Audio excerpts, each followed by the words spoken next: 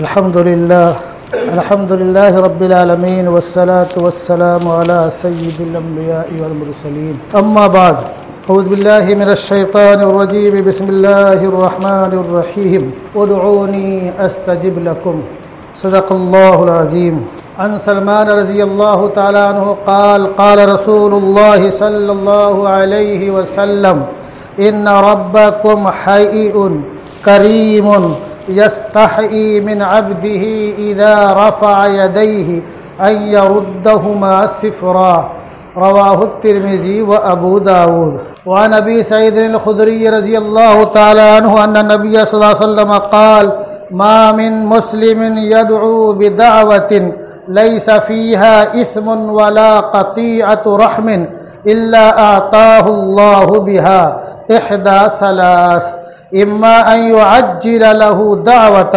وإما أن يدخرها له في الآخرة وإما أن يصرف عنه من السوء مثلها قالوا إذا نكسر قال الله أكثر رواہ احمد۔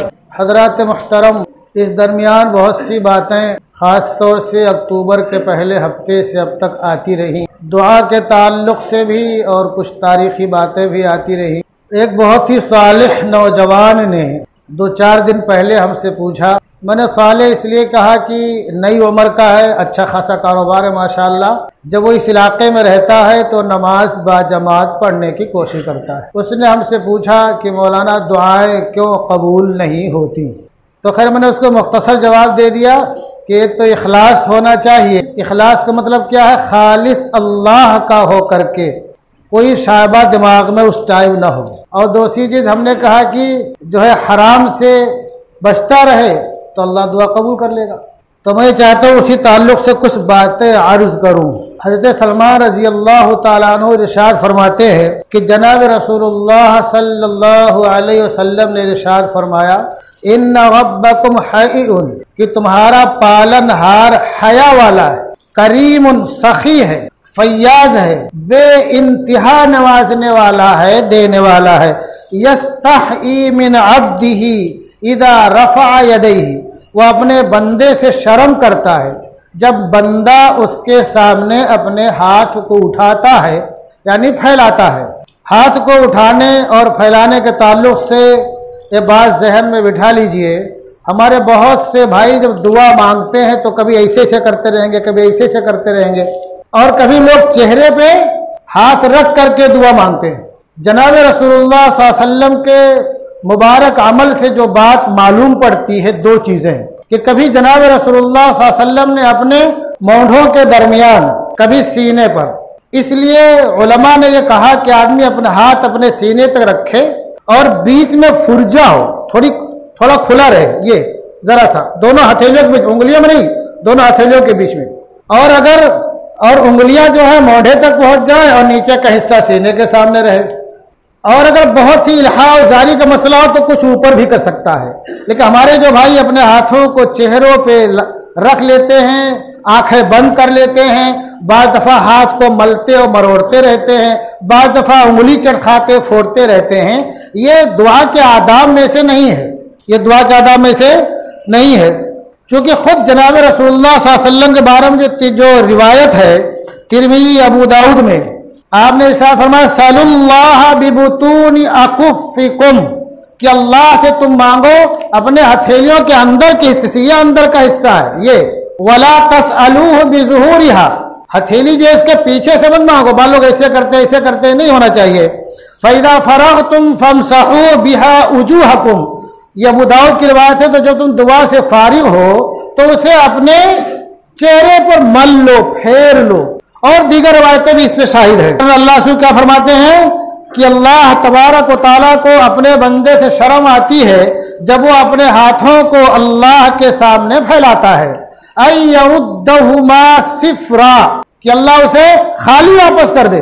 اللہ خالی واپس نہیں کرتا ہے، اللہ خالی واپس نہیں کرتا ہے۔ بعض دفعہ ہمارے ذہن میں بات آتی ہے ہم اتنے دنوں سے دعا مانگ رہے ہیں، وہ روایت بھی سن لو، یہ مسند احمد کی روایت ہے، ما من مسلم یدعو بدعوت لیس فیہا اسم، جو بھی مسلمان اللہ سے مانگتا ہے کہ جس میں کوئی گناہ نہ ہو، ولا قطیعۃ رحم، اور جو اپنے رشتہ داریاں ہیں، ناطے داریاں ہیں، اس کو قطع کرنے اور ختم کرنے کی بات نہ ہو۔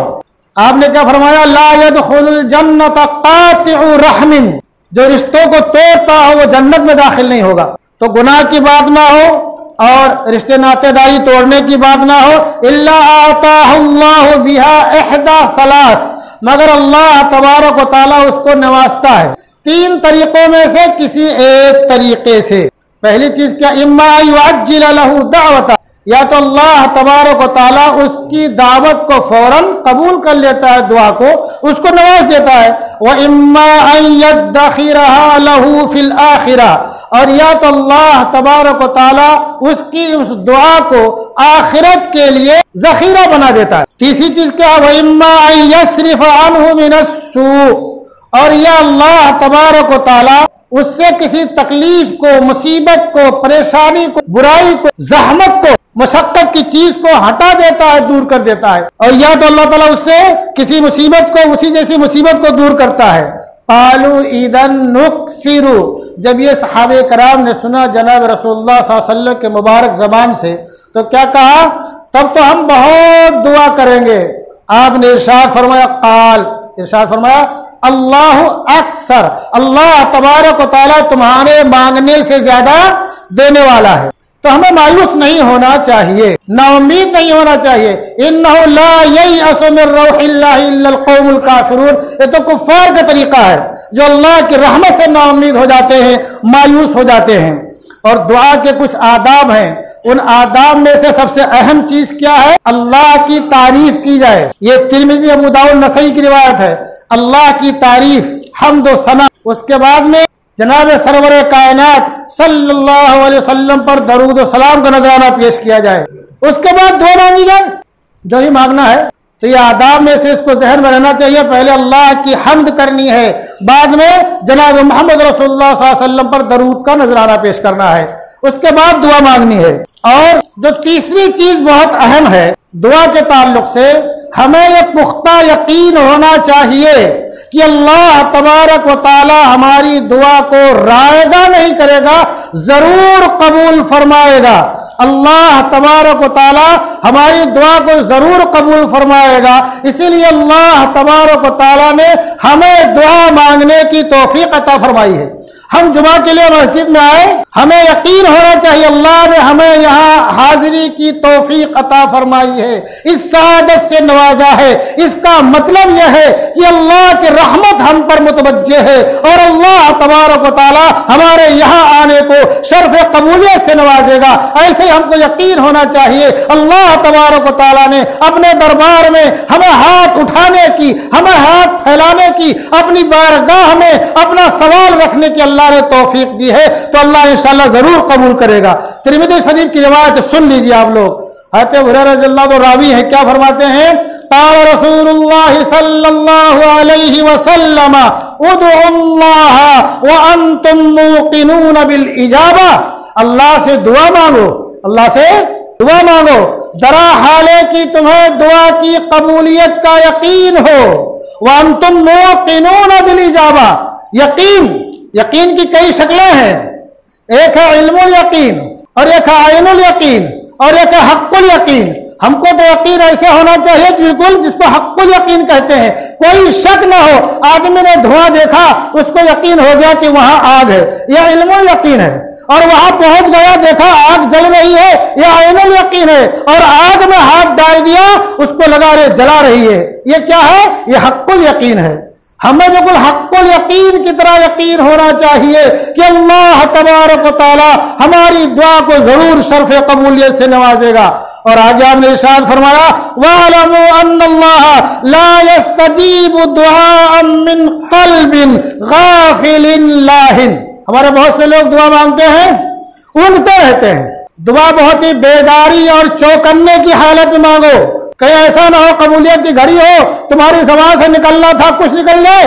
آگے ارشاد فرماتے ہیں کہ اللہ تبارک و تعالی غافل لاپرواہ کے دل سے جو دعا نکلتی ہے اس کو قبول نہیں کرتا ہے. غافل لاپرواہ کے دل سے جو دعا نکلتی ہے اس کو قبول نہیں کرتا ہے. ہمیں اپنی دعا کی شرف قبولیت کا مکمل یقین ہونا چاہیے، اور یہ چاہیے کہ اس مصیبت سے، اس پریشانی سے، یا جو چیز ہم جائز چیز مانگ رہے ہیں وہ مصیبت پریشانی دور کرنے والی طاقت محض کون ہے؟ اللہ کی ہے. شیخ عبد القادر جیلانی رحمت اللہ رحمت واسعہ نے اپنے لڑکوں کو جو نصیحت کیا تھا، لا فاعل فی الحقیقت، لا فاعل فی الحقیقت ولا مؤثر الا اللہ، کہ تمام چیزوں میں، حقیقت میں جو چیز کرنے والی ہے، جو چیز اثر ڈالنے والی ہے وہ اللہ کی ذات ہے. ہمارے وہ بھائی جو ادھر ادھر کا سفر کرتے ہیں اور بھاگ بھوگ کر کے جاتے ہیں، دھیان رکھو اس بات کو.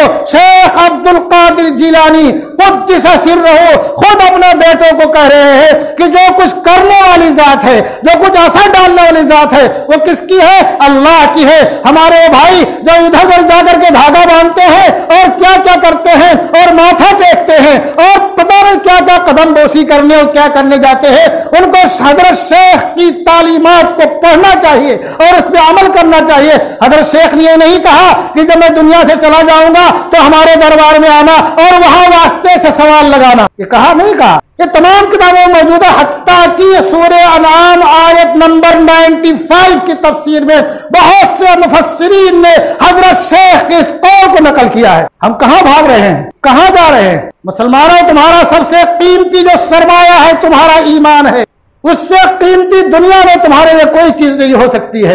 تو اللہ کے رسول کا فرمانے کا خلاصہ کیا ہے آپ کے فرمان کا؟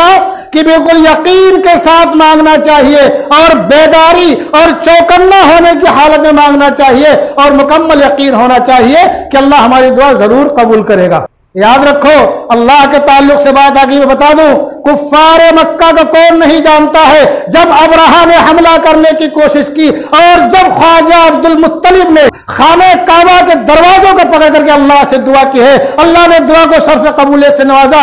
مفسرین لکھتے ہیں اس کے بعد 10 سال تک کفار مکہ نے خالی اللہ کا نام لیا. وہاں 360 بت رکھے تھے. ابرہہ کے فوج سے مقابلہ کے لیے اور اس کو تباہ کرنے کے لیے ان بتوں میں سے کسی کو نہیں پکارا، اور جب ابرہہ ہلاک ہو گیا، اس کی فوج تباہ ہو گئی، تو کفار مکہ نے جن کے جو 360 بت رکھے ہوئے تھے اور ہر سفر میں اپنے ساتھ اپنا بت اور خدا رکھا کرتے تھے، 10 سال تک مسلسل انہوں نے اللہ کے علاوہ کسی بت کو نہیں پکارا ہے. مسلمانوں، ہم کہاں جا رہے ہیں؟ کہاں بھاگ رہے ہیں؟ حضرت شیخ کی تعلیمات کو پڑھو تو ہمیں یقین ہونا چاہیے کہ اللہ ہی ہماری مصیبت کو دور کرے گا، اللہ ہی ہماری تکلیف کو دور کرے گا، اور جو چیز ہمیں چاہیے، جو ہماری آرزو ہے، جو ہماری تمنا ہے، جو ہماری جائز خواہش ہے، اللہ ہی اسے ہمیں عطا کرے گا. دوسری کوئی ذات عطا کرنے والی نہیں ہے. اب آخر میں ایک بات اور میں عرض کر دوں، وہ بات اس لیے کر رہا ہوں جس نوجوان نے مجھ سے سوال کیا تھا کہ ہماری دعائیں قبول کیوں نہیں ہوتی، ہماری دعائیں قبول کیوں نہیں ہوتی. بہت نیک نوجوان ہے دوستو، بڑا خوبصورت نوجوان ہے، بڑا کاروباری ہے، نماز بہت پابندی سے پڑھتا جا رہتا ہے، تو بڑی خوشی کی بات ہے. ورنہ آج کل نوجوانوں کو دیکھ کر کے بعض دفعہ شرم آتی ہے، بعض دفعہ نوجوانوں کو دیکھ کر کے شرم بھی آتی ہے. اللہ تعالی ہمارے نوجوانوں کو اپنے وقت کا خالد بن ولید اور صلاح الدین ایوبی بنائے، محمد بن قاسم بنائے. یہ جو روایت ہے، یہ روایت جو ہے ابو داؤد میں ہے اور مختلف کتب حدیث میں. یہ حضرت ہریرہ رضی اللہ عنہ راوی ہیں کہ جناب صلی اللہ علیہ وسلم نے ارشاد فرمایا، یا ایھا الناس ان اللہ طیب لا يقبل الا طیبا. اللہ پاک ہے، پاکیزہ ہے، وہ پاکیزہ چیز ہی کو قبول کرتا ہے. وَإِنَّ اللَّهَ أَمَرَ الْمُؤْمِنِينَ بِمَا أَمَرَ بِهِ الْمُرْسَلِينَ، اور اللہ تبارک و تعالیٰ نے تمام مؤمنین کو اسی چیز کا حکم دیا جو تمام رسولوں کو حکم دیا تھا. پھر جناب رسول اللہ صلی اللہ علیہ وسلم نے قرآن کی آیت تلاوت فرمائی، فقال یا ایھا الرسل کلوا من الطیبات واعملوا صالحا انی بما تعملون علیم، کہ اے اللہ کے فرستادو، اے پیغمبروں، کھاؤ پاکیزہ چیزوں میں سے، وَعْمَلُوا صَالِحًا، اور نیک اعمال کرو، اِنِّي بِمَا تَعْمَلُونَ عَلِيمٌ، ہم تمہارے اعمال سے باخبر ہیں. پھر آگے اللہ کا ارشاد فرمایا وقال، اور آپ نے ارشاد فرمایا قرآن کی آیت تلاوت فرمائی دوسری، یا ایھا الذین آمنوا کلوا من طیبات ما رزقناکم، اے ایمان والو، اے ایمان والو، جو ہم نے تمہیں دیا ہے پاک، اس میں سے پاکیزہ چیزوں میں سے کھاؤ، یعنی حلال چیزوں میں سے کھاؤ، حلال چیزوں میں سے کھاؤ۔ پھر آگے فرمایا ثم ذکر الرجل، اب آگے آپ سمجھانا چاہتے ہیں، آگے آپ رسول اللہ صلی اللہ علیہ وسلم سمجھانا چاہتے ہیں کہ اللہ تبارک و تعالیٰ نے اپنے پیغمبروں کو یہ حکم فرمایا حلال کھانے کا، نیک اعمال کرنے کا، وہی حکم اللہ تبارک و تعالیٰ نے مومنین کو فرمایا کہ حلال کھاؤ، نیک اعمال کرو۔ پھر آگے آپ کیا کہہ رہے ہیں ثم ذکر الرجل یطیل السفر اشعث اغبر، پھر جناب محمد رسول اللہ صلی اللہ علیہ وسلم ذکر کیا ایسے شخص کا جس نے بہت لمبا سفر کیا، اشعث اغبر، جو پراگندہ بال، جس کے بال الجھے ہوئے ہیں، جو غبار آلود ہے، لمبا سفر کیا ہے، تھکاوٹ بھی ہے، تکان بھی ہے، اور بال بھی الجھے ہوئے ہیں، اور گرد و غبار سے اٹا پٹا ہے، اور کہاں گیا؟ کسی مقدس جگہ میں کہ اللہ وہاں دعا قبول کرے گا۔ یمد یدیہ الی السماء، پھر اس نے آسمان کی طرف ہاتھ اٹھایا، اتنا لمبا سفر کر کے گیا، پھر آسمان کی طرف ہاتھ اٹھایا۔ دھیان رکھو یہ روایت جو ہے ابو داؤد کی ہے، اور کیا کہتا ہے؟ یا ربی یا ربی، اے بار الہ، اے بار الہ، ومطعمہ حرام ومشربہ حرام وملبسہ حرام۔ وہ تو اتنا لمبا سفر کر کے گیا کہ فلاں مقام پر اللہ ہماری دعا قبول کرے گا، مقدس جگہ ہے، تھکا ہارا ہے، اور اللہ کو بہت ہی الہا سے، زاری سے پکار رہا ہے، لیکن وہ مطعم، اس کا کھانا حرام، وہ مشرب حرام، اس کا پینا حرام، وہ ملبس حرام، اور اس کا پہننا حرام، وہ غذی بالحرام، وہ غذی بالحرام، اور اس کو جو خوراک ملی اور دی گئی وہ کیا ہے؟ حرام ہے، یعنی حرام سے اس کی پرورش برداشت ہوئی۔ ایک روایت میں اللہ کے رسول نے ارشاد فرمایا جسد غذی بالحرام فعلیہ الجنت حرام، وہ بدن جس کی پرورش و پرداشت حرام کے ذریعے ہوئی ہو اس پر جنت حرام ہے۔ تو فرمایا کہ اس کی پرورش و پرداشت کیسے ہوئی؟ حرام کے ذریعے ہوئی۔ فَأَنَّا يُسْتَجَابُ لِذَلِكَ، تو اس کی دعا کیسے قبول ہوگی؟ اس کی دعا کیسے قبول ہوگی؟ تو ہماری دعا کے جو ہماری دعا ہم سمجھتے ہیں قبول نہیں ہو رہی ہے، ہم خود غور کریں۔ تین درجہ ہے، فوراً قبول، فوراً مل جانا، یا آخرت میں ذخیرہ ہو جانا، یا کسی مصیبت کا ٹل جانا۔